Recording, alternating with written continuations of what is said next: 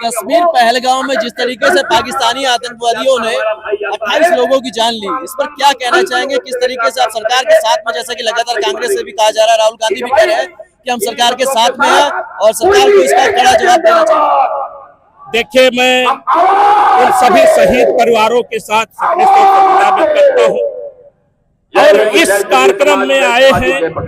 मैं यहाँ का इतना कहना चाहता हूँ, देखिए जैसा आपने कहा कि ये कोरोना महाकुंभ जो हुआ वो हमारी एकता और शक्ति का प्रदर्शन मुंहतोड़ जवाब देने का काम करेगा।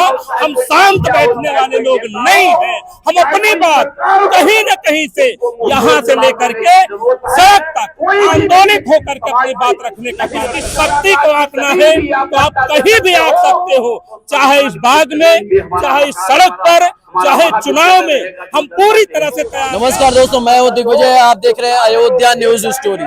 इस वक्त हम लोग गोसाईगंज विधानसभा में मौजूद हैं, गोसाईगंज के तारून ब्लॉक में।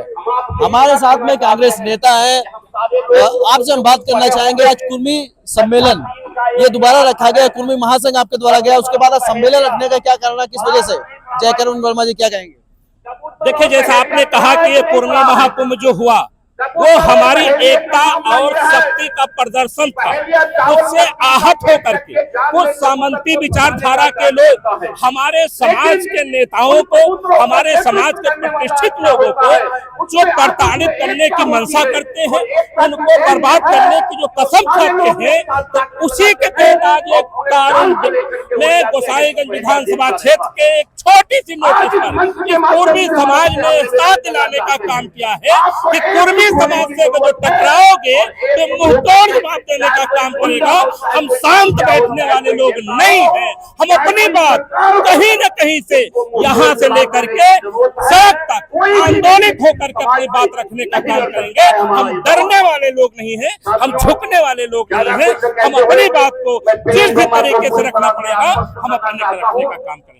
कहा जा रहा था, अभी मंच पे हम सुन भी रहे थे, कुछ लोगों का ये भी कहना था ये जो लड़ाई अयोध्या के तारून से उठी है ये लखनऊ तक जाने वाली है। मैंने आपसे कहा, आप गवाह हो इस बात का, आप मीडिया के साथियों, अभी आपने देखा कुर्मी महाकुंभ ने लाखों की भीड़ दे करके एक संदेश देने का काम किया है कि अब जो भी कदम होगा हमारा वो राजनीतिक भागीदारी के लिए, सम्मान और स्वाभिमान के लिए। कुर्मी समाज एकजुट है, उसकी शक्ति को आंकना है तो आप कहीं भी आ सकते हो, चाहे इस बाग में, चाहे इस सड़क पर, चाहे चुनाव में। हम पूरी तरह से तैयार हैं।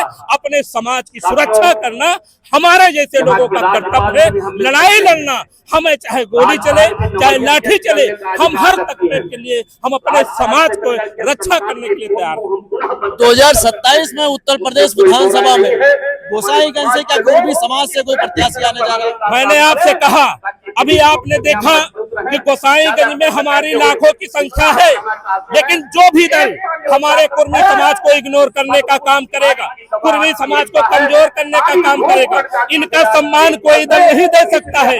तो कुर्मी समाज भी उनके बारे में वही सोचेगा जो दल सोचते हैं। जो दल हमें सम्मान करेगा, कुर्मी समाज उसके साथ खड़ा रहेगा। जो दल कुर्मी समाज का अपमान करेगा, कुर्मी समाज उसके विरोध करने का काम करेगा। ऐसा मैं आपको कश्मीर पहलगाम में जिस तरीके से पाकिस्तानी आतंकवादियों ने 28 लोगों की जान ली, इस पर क्या कहना चाहेंगे? किस तरीके से आप सरकार के साथ में, जैसा कि लगातार कांग्रेस से भी कहा जा रहा है, राहुल गांधी भी कह रहे हैं कि हम सरकार के साथ में हैं और सरकार को इसका कड़ा जवाब देना चाहिए।